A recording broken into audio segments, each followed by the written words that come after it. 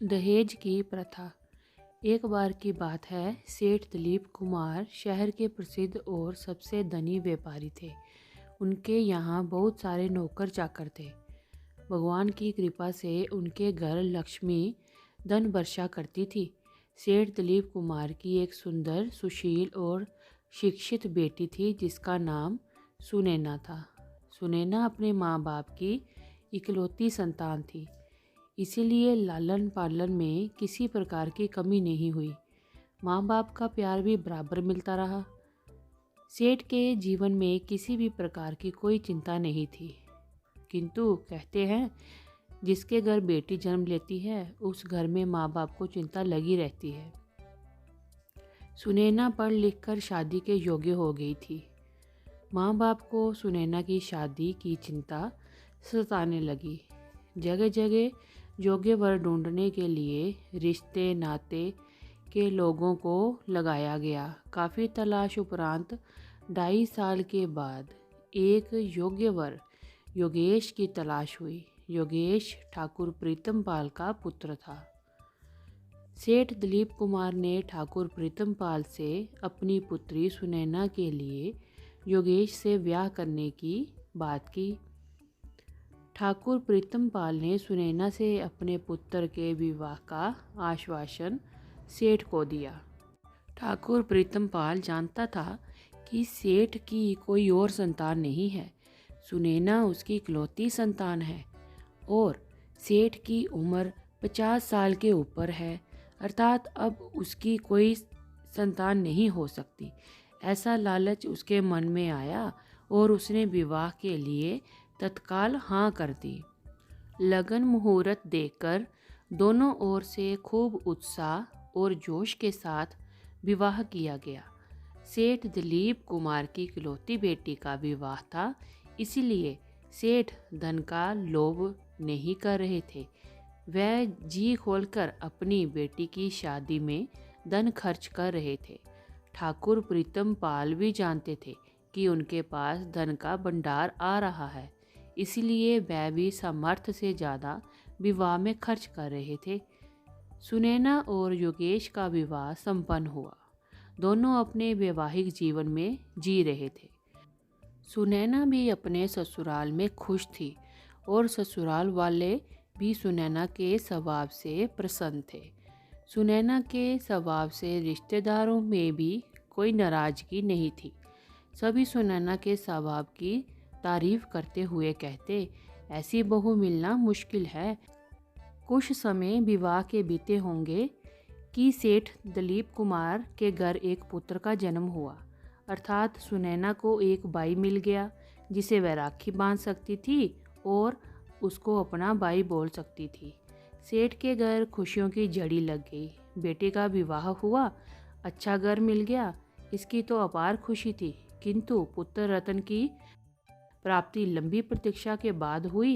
ये खुशी को दोगुना करने वाली थी। सेठ दिलीप कुमार के घर पुत्र का जन्म सुनकर सुनैना के ससुराल वालों के पैरों तले जमीन खिसक गई, जैसे उनकी सारी संपत्ति छीन गई हो। उन्होंने शादी इस लालच में की थी कि वह सेठ दिलीप कुमार की सारी संपत्ति को एक दिन प्राप्त कर लेंगे, किंतु बेटे के जन्म के बाद ये मुश्किल हो गया था। भाई के मिल जाने से सुनैना के जीवन में खुशियाँ आनी चाहिए थी, किंतु ये उसके लिए दुख का कारण बन गई। सास ससुर पति सभी अब सुनैना को दुख देने लगे और उसे प्रताड़ित करने लगे। दहेज और धन के लालच में सुनैना को मारते पीटते और दिन भर भूखा रखते, किंतु सुनैना के आदर्श इतने ऊंचे थे कि उसने अपने माता पिता को इस यातना और कष्ट के बारे में भनक तक नहीं लगने दी। सेठ दिलीप कुमार सुनैना से मिलने और अपने बेटे के नामकरण संस्कार में निमंत्रण देने के लिए खुशी खुशी उसके ससुराल पहुंचे। ठाकुर प्रीतम पाल सेठ दिलीप कुमार को देखकर असमंजस में पड़ गए कि वह सुनैना से कैसे मिलवाएंगे। सेठ सभी घटना को जान जाएगा और हमारे विरुद्ध कार्रवाई कर सकता है। तत्काल उन्होंने निष्कर्ष निकाला और सुनैना को समझा दिया, किसी भी प्रकार की बात अपने पिता को बताई तो अच्छा नहीं होगा। अनेकों प्रकार की धमकियां देकर सुनैना को उसके पिता से मिलवाया गया। बेटी भी कर्तव्यनिष्ठ थी। उसके संस्कार पुराने थे, अर्थात वह जानती थी कि पिता के घर से डोली निकलती है और ससुराल से अर्थी। इसी आदर्शों से वह बंधी हुई थी। सुनैना ने पिता का खूब स्वागत सत्कार किया। बैठे बैठे अनायास उसके आंखों से आंसुओं की धारा फूट पड़ी। पिता कुछ समझ पाते इससे पहले बेटी बोलती है, पिताजी ये मेरे खुशियों के आंसू हैं। बचपन से मैं भाई के लिए तरसती थी, अब जाकर मुझे एक भाई मिला है जिसकी कलाइयों में मैं राखी बांध सकती हूँ। बस यही सोचकर मेरे आंखों से आंसू निकल आए। पिता को ये बात समझ नहीं आई। कुछ शंका और कुछ डर के कारण अधिक बातों को कुरेदा नहीं। सेठ नामकरण संस्कार में सभी को न्योता देकर अपने घर वापिस लौट आए। नामकरण का दिन आ गया। ठाकुर प्रीतमपाल और योगेश दोनों को भी सेठ के यहाँ जाना था, किंतु उन्होंने वहाँ जाना स्वीकार नहीं किया और सुनैना को डरा धमकाकर वहाँ भेजने की साजिश करते रहे। दोनों के मानवीय मूल्य इतने गिर गए कि उन्होंने एक नवजात शिशु की हत्या करने का भी षड्यंत्र रच दिया। उस षड्यंत्र को पूरा करने के लिए किसी और का नहीं अपितु सुनैना का ही प्रयोग करना चाहा। योगेश सुनैना की पिटाई करते हुए कहता है, या तो तू सदा के लिए अपने मायके चली जा या अपने भाई का गला दबाकर हत्या कर दे, जिसके बाद उसकी सारी संपत्ति हमारी हो जाएगी। सुनैना ऐसा नहीं कर सकती थी। वह अपनी खातिर किसी निर्दोष को सजा नहीं दे सकती थी। अपने ऊपर हजारों यातनाएं सह सकती थी, लेकिन किसी निर्दोष को सताना ये उसके संस्कारों में नहीं था। काफी देर सोच विचार कर सुनैना ने एक अभूतपूर्व निर्णय लिया।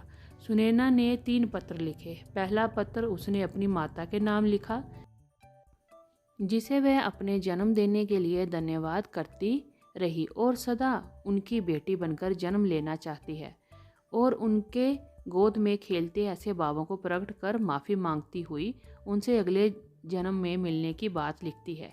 दूसरा पत्र ससुर के नाम, जिसे वह पिता के रूप मानती थी और उनकी सेवा भी करती थी, किंतु उन्होंने अपनी बेटी के रूप में उसे कभी नहीं स्वीकारा।